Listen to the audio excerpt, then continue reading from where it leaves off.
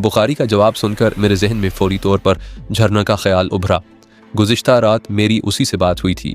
उसने कहा भी था कि कर्नल को किसी तरह उसकी और रहीमुद्दीन की बढ़ती हुई बेतकल्लुफ़ी की भिनक मिल गई थी, जिसके बाद कर्नल ने अपना असर व रसूख इस्तेमाल करके उसका तबादला करवा दिया था। झरना ने मेरे सिलसिले में बड़ी बेगैरती से अपनी पसंदीदगी का इजहार भी किया था। उसने ये भी कहा था कि अगर उसके इख्तियार में होता तो वो मुझे बुखारी से भी दूर रखने की हर मुमकिन कोशिश करती। मेरा जहन कलाबाजियाँ खाने लगा। हो सकता है कि झरना ने मुझे ख़रीदने की खातिर बराह रास्त रहीमुद्दीन से बात की हो। इस एहसान के इवज़ वो मुझे भी अपनी ख्वाहिशात का ग़ुलाम बनाने के लिए सोच रही हो। रहीमुद्दीन और कर्नल के दरमियान बाकायदा ठन चुकी थी। झरना का सिर्फ एक फ़ोन ही मेरी सारी परेशानियां ख़त्म कर सकता था। रहीमुद्दीन अगर उसकी जुल्फ़ों का शिकार था तो झरना ने यकीनन उसके ख़िलाफ़ भी कोई ना कोई ऐसा मवाद ज़रूर जमा कर रखा होगा जो किसी आड़े वक्त में उसके काम आ सके। क्या सोच रहे हो? बुखारी ने मेरी खामोशी को महसूस करते हुए पूछा तो माअन मुझे इस बात का ख्याल आ गया कि झरना से मेरी बात कल रात हुई थी। अगर उसने मुझसे राब्ता मुनक़ता करने के बाद रहीमुद्दीन से बात की थी तो फिर इसका इल्म बुखारी को कबल अज़ वक्त किस तरह हो गया, जबकि बुखारी ने दोपहर में किसी वक्त मुलाकात की होगी। मेरे जहन में मुख्तलिफ वसवसे जन्म लेने लगे। तुमने मेरे सवाल का जवाब नहीं दिया। बुखारी ने मुझे दोबारा टटोलने की कोशिश की। अब क्या उलझन परेशान कर रही है? आप बॉस से कब मिले थे? मैंने अपनी तसल्ली की खातिर दरियाफ्त किया। मेरी और बास की मुलाकात आमतौर पर रात गए होती है। बुखारी ने संजीदगी से जवाब दिया। तुमने कहीं ना कहीं किसी दानिश्वर के इस कौल को ज़रूर पढ़ा होगा कि रात की तारीकी बहुत से गुनाहों पर पर्दा डाल देती है। मैं भी ऐसे काम रात ही के वक्त करता हूँ। इसकी एक वजह यह भी है कि रात के वक्त किसी के ताक़ुब या निगरानी करने का सुराग ज़्यादा आसानी से लगाया जा सकता है। आप यकीनन बहुत दूर अंदेश और मोहतात आदमी हैं। मैंने बुखारी का जवाब सुनकर सकून का सांस लिया। जवाब में बुखारी ने सिर्फ मुस्कुराने पर इक्तफा किया। बहरहाल मेरा दिल यही गवाही दे रहा था कि मैंने गुज़िश्ता रात झरना को फ़ोन करने का जो फ़ैसला किया था वो मेरे हक़ में मुफीद ही साबित हुआ। कैंटीन से दफ्तर में आए हमें ज़्यादा देर नहीं हुई थी जब रहीमुद्दीन की तरफ से मेरा बुलावा आ गया। मैं उठने लगा तो बुखारी ने कहा, बॉस के साथ ज़्यादा आर्ग्यूमेंट करने की गलती मत करना, वरना तमाम किए किराए पर पानी फिर जाएगा। मैं ख्याल रखूँगा। एक और बात जहन नशीन कर लो। बुखारी ने गहरी संजीदगी से कहा, मैं नहीं कह सकता कि बॉस ने किसकी सिफारिश पर तुम्हारे साथ नरमी का फ़ैसला कर लिया है। आम हालात में वो जो इरादा कर लेता है उसे पाया तकमील तक पहुँचाए बगैर कदम पीछे नहीं हटाता। अगर उसने तुम्हारी किसी बात से खफा होकर दोबारा पुराना रास्ता इख्तियार कर लिया तो फिर दुनिया की कोई ताकत उसके फ़ैसलों में लचक पैदा नहीं कर सकेगी। मैंने दोबारा अस्वात में सर को जुम्बिश दी, फिर बॉस के ऑफिस की तरफ चल पड़ा।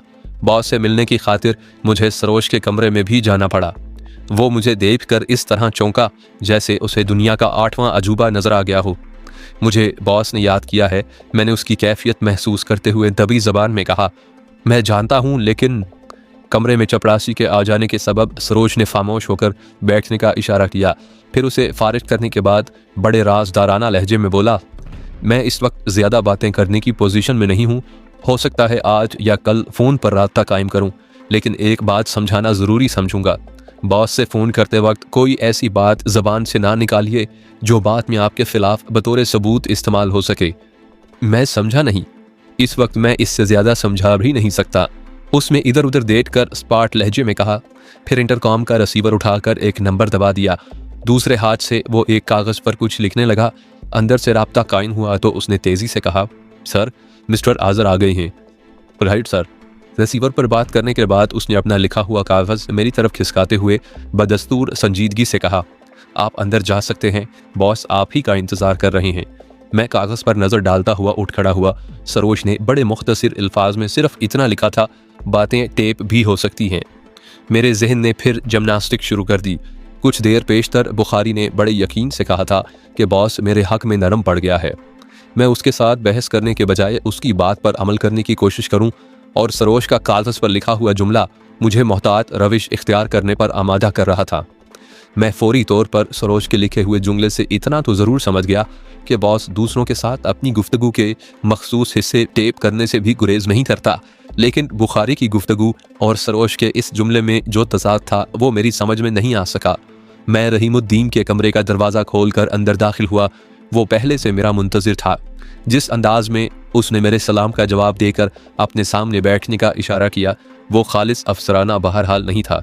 मैं खामोशी से बैठ गया तो उसने सामने रखी हुई मेरी पर्सनल फाइल खोलकर उसके कुछ सफ़हात उलट पलट कर देखे, फिर उसे एक तरफ हटाकर बराह रास्त मुझसे मुखातिब हुआ। यहाँ ढाका में तुम्हारा क़याम कहाँ है? मैंने जवाब में उसे अपना पता बताया तो उसने मुझे बहुत गौर से देखते हुए पूछा, ढाका में तुम्हारे कुछ वाकिफ़कार भी ज़रूर होंगे? जी नहीं, मैंने संभल कर कहा, बराह रास्त मैं किसी को नहीं जानता। बराह रास्त से तुम्हारी क्या मुराद है? उसने वजाहत तलब की। पटना से रवानगी के वक्त मुझे वहाँ के एक DSP मिस्टर बशीर अली ने अपने एक पुराने वाकिफ़कार के नाम एक तारुफ़ी ख़त लिखा था, जिसे मैंने यहाँ आने के बाद रिटायर्ड कर्नल कमाल बनर्जी तक पहुँचा दिया था। मैंने साफ गोई से बात करने की ठान ली। अगर एक झूठ बोलता तो फिर उसे निभाने के लिए 10 बार दरोग गोई का सहारा लेना पड़ता। इसके अलावा मुझे ये ख्याल भी लाहक था कि बुखारी ने मुमकिन है मेरे और बनर्जी के बारे में बॉस को पहले ही बाखबर कर दिया हो। दूसरा ख्याल ये भी था कि अगर मेरा ये अंदाज़ा दुरुस्त था कि झरना ने मेरी खातिर कोई सिफारशी फ़ोन किया है तो मेरा कोई गोलमोल जवाब रहीमुद्दीन को शायद पसंद ना आता। मेरी नज़रें बॉस के चेहरे पर जमी हुई थीं। कमाल बनर्जी का नाम सुनकर उसने इस अंदाज में फुरीरी ली जैसे वो नाम उसकी समात पर गिरां गुजरा हो, लेकिन उसने बड़ी खूबसूरती से अपनी कैफियत पर काबू पा लिया। तुम कमाल बनर्जी से कितनी बार मिल चुके हो? बॉस का लहजा खुश्क और खुरदरा था। सिर्फ एक बार, मैंने जल्दी से वजाहत की। दूसरी बार मैं उनकी मिसिस की कॉल पर वहाँ गया था, लेकिन मिस्टर कमाल से मुलाकात नहीं हो सकी। मिसिस कमाल ने बताया था कि उन्हें अचानक शिकार पर जाना पड़ गया था। रहीमुद्दीन की तेज़ नज़रें मुझे अपने वजूद में चुभती हुई महसूस हुईं। वो मेरे चेहरे के बदलते एक एक तासुर का बगौर मुताला कर रहा था। मेरा जवाब सुनकर वो एक लम्हा खामोश रहा, फिर संजीदगी से बोला, मिस्टर आज़र, तुम एक जवान और ईमानदार ऑफिसर हो। मैं तुम्हारी पटना वाली पर्सनल फाइल कई बार देख चुका हूँ। मुझे खुशी है कि तुम्हारा पुराना रिकॉर्ड बेदाग है। मैं उम्मीद करता हूँ कि तुम ढाका में भी निहायत ईमानदारी और मेहनत के साथ अपनी कारकर्दगी की साबका रिवायत को बरकरार रखने की कोशिश करोगे। मैं आपको किसी किस्म की शिकायत का मौका नहीं दूंगा सर, मैंने पूरे वसूख से कहा। गुड, रहीमुद्दीन ने बदस्तूर संजीदगी से कहा। मैंने इस वक्त तुम्हें ख़ास तौर पर तुम्हारी पोस्टिंग करने के सिलसिले में तलब किया है। तुम किस किस्म की पोस्टिंग पसंद करते हो? मेरा मतलब है कि कोई मखसूस फील्ड जिसमें तुम्हारी दिलचस्पी ज़्यादा हो। मेरी कोई ज़ाती चॉइस नहीं है सर, मैंने मोहतात अंदाज इख्तियार किया। आप मुझे जो सीट भी देंगे मैं उस पर पूरी मेहनत और जानफिशानी से काम करने की कोशिश करूँगा। तजम्मुल बुखारी के बारे में तुम्हारा ज़ाती ख्याल क्या है?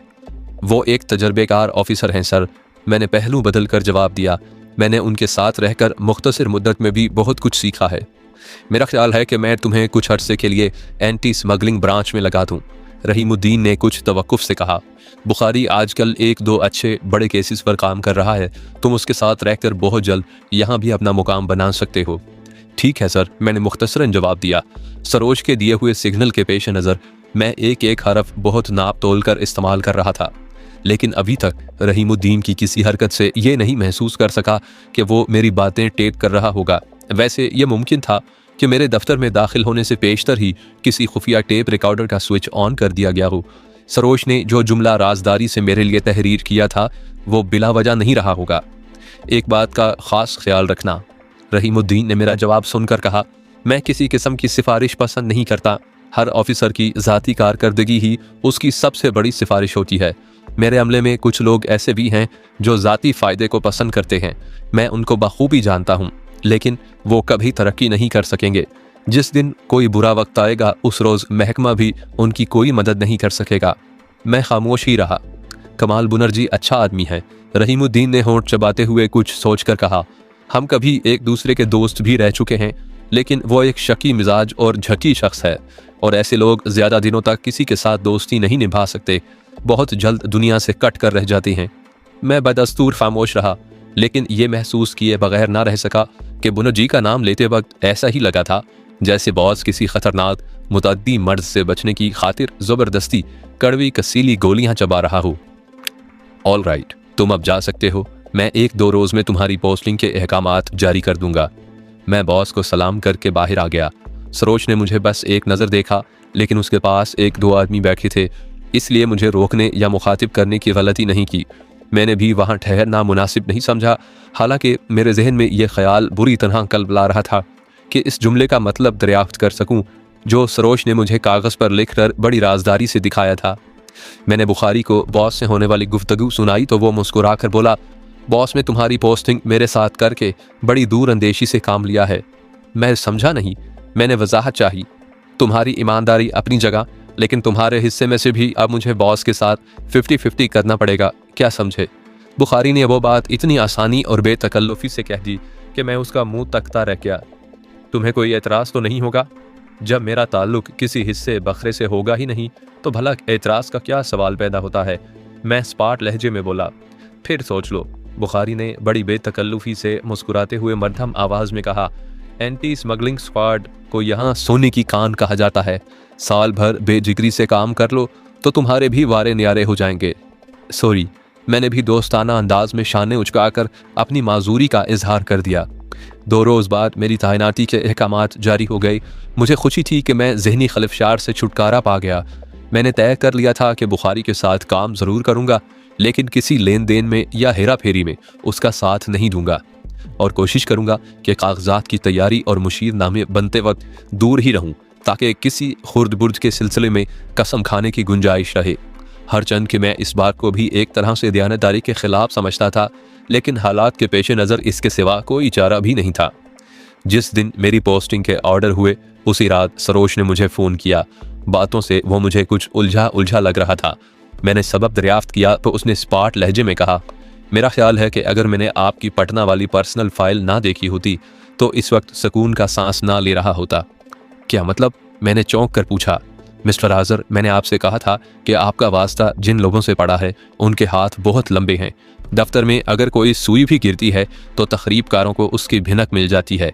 कौन क्या है मैं भी नहीं समझ सका, लेकिन बहरहाल किसी न किसी तरह गुजारा ज़रूर कर रहा था।